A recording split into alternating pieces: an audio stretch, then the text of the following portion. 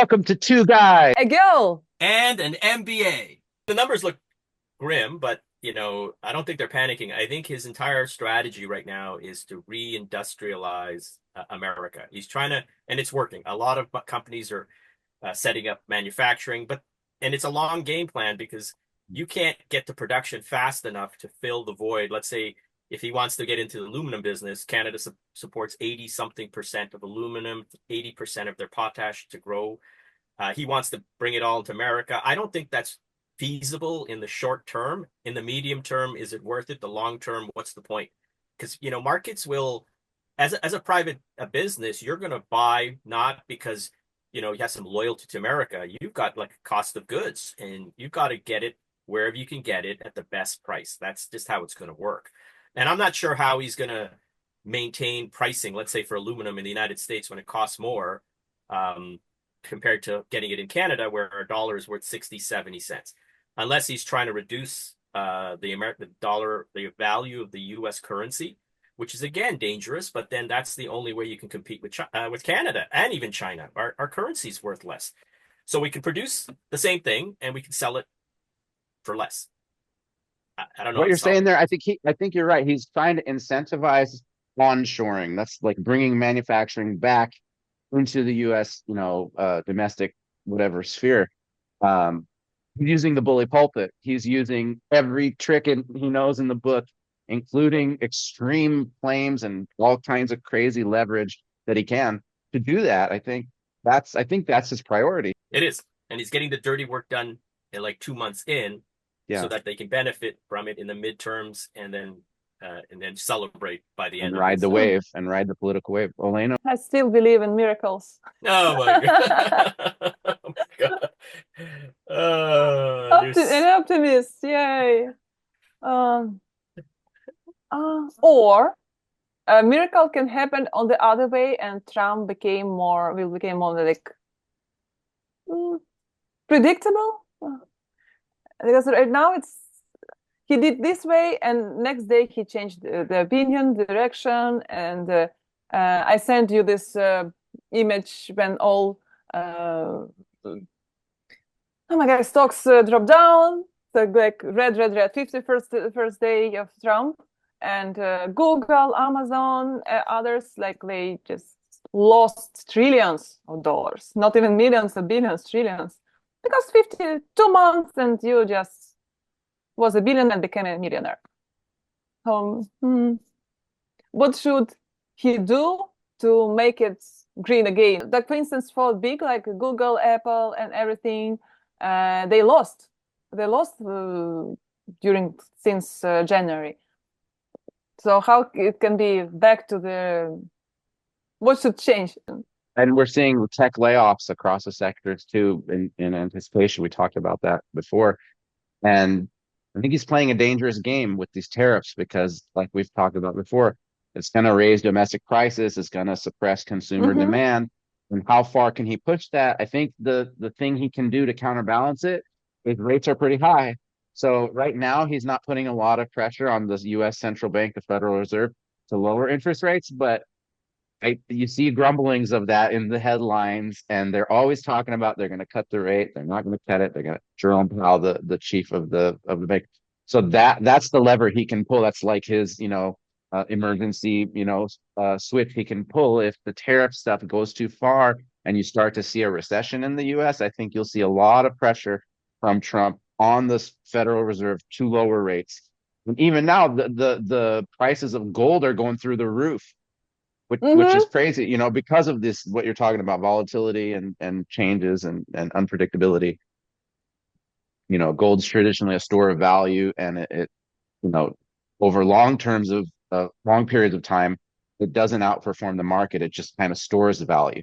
But in the last 20, 25 years, it has actually outperformed the S&P 500 because of some of the crazy things that have gone on in the world since 2000. So, think it crossed $3,000 a ounce recently, which is nuts. It's 3003. nuts. Yeah, 3003. yeah, yeah. And I'm seeing articles in the local newspaper here like, oh, gold is good, and here's how you can go load up on gold because they love gold in Kuwait. Everyone. They have all these gold souks Of and course. It's like markets, it's a and tradition. yeah, and you can buy it cheaper here, and you know, it's a bad time to buy. You better be selling gold right now, in my opinion. Gold, I don't know if there's any gold in Fort Knox. I think that's what we got to look at next. I mean, all this stuff is, again, everybody underestimates him. They think he comes out, pulls stuff out of a hat. He's got a team around him. Whether, they make the right play or not is irrelevant because they're making the play. But it is a strategy. And yeah, I think the world is reacting the way it should. Tariffs are going to be counter tariffs. Gold is going to go up. We're going to have this short term, I think, uneasiness in the marketplace. But America is the most resilient market on planet Earth. China might be next to be biggest, but China's entire market is predicated on certain things that leave them exposed. It's very centrally controlled. The government has a lot of hands. Like, if you read about China 20, 30 years ago, they built these massive cities because money was cheap, but all those cities, there's nobody in those buildings or houses, right? So that type of stimuli and control, I think, makes, although China's big, they have a massive people who live in poverty. I think my point is America will survive. America itself has untapped resources. Trump talks about it. The interior of America is underpopulated right now with massive resources, forestry, minerals. America is well positioned because they control two seas on each port. Where Trump sees gaps is he needs a northern exposure, and he's forcing the southern exposure. So, I mean, it's an incredibly geographically well-positioned company, resource rich. They have a diverse 400 million people in there. So if I were going to bet on anybody, I would bet on the United States of America. I And they're think, trying to take over my country.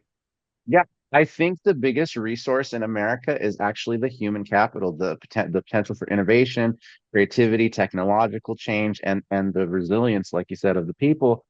And that's not going to go away for some generations. And we follow an economist, Richard Wolff, and he studies China and talks about it a lot. And he talked about the rise of China. China has, well, they've done a miracle in the 20th and 21st century. They pulled more people out of poverty than anybody else in history. Yes, they did it with central planning. They've done it with authoritarian, absolute communist control. But there's also been a Chinese miracle. And one of the ways they did it was they made a deal with the West. They said, we'll become the manufacturing center for the world.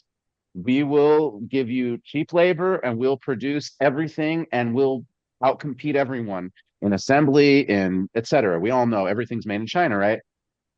What the catch was that the US and Western corporations, to get that cheap labor and cheap facilities and et cetera, had to expose their IP to China. They had to give them the secrets, the trade secrets. How is it made? What are the blueprints? What are the inputs? What's the process? And China made that bargain. They took the IP. 40 years later, now they're out innovating and out competing America. Now they're still not at the same level. You're still not seeing, total full on Googles and stuff like that changes the world there. But I mean, you're seeing it like emerging, and you're seeing like these kind of quiet trade wars in the tech sector play out there. And now the U.S. companies want to come and blame China for stealing the IP. Well, that was part of the deal. So yeah, summarizing Richard Wolff's point. Well, Scott Bessent, Treasury Secretary, got crap last week for saying the American consumer is addicted to cheap product, as it alluding to that agreement that, hey man, we had an agreement, you give us cheap product, and now they're saying, well, we got a problem. There's another article that China, they're computing, they have the most, they just launched a quantum computer that could process things faster than Google's, which means they're taking massive leaps. And at a quantum level, I mean, it's like a million operations in like that took something a million times faster. So I think that's the fear from the West. This agreement that they had is producing a country which now is jumping ahead even with computing, technology, warfare. There's this thing about a superpower fearing their smaller nation rising up, and it's Thucydides or something. It's his theory, and that's where America is. They can see that rightfully or wrongfully, China right now, predictably, is going to take leaps and bounds away, like beyond America, not just in consumerism, in things that America has to catch up fast. So that there is this need to quash China now. I don't know if you guys watch Marvel movies. You watch Marvel movies? Just trailer. They have to go back and they got to go back in time and get this stone from Thanos.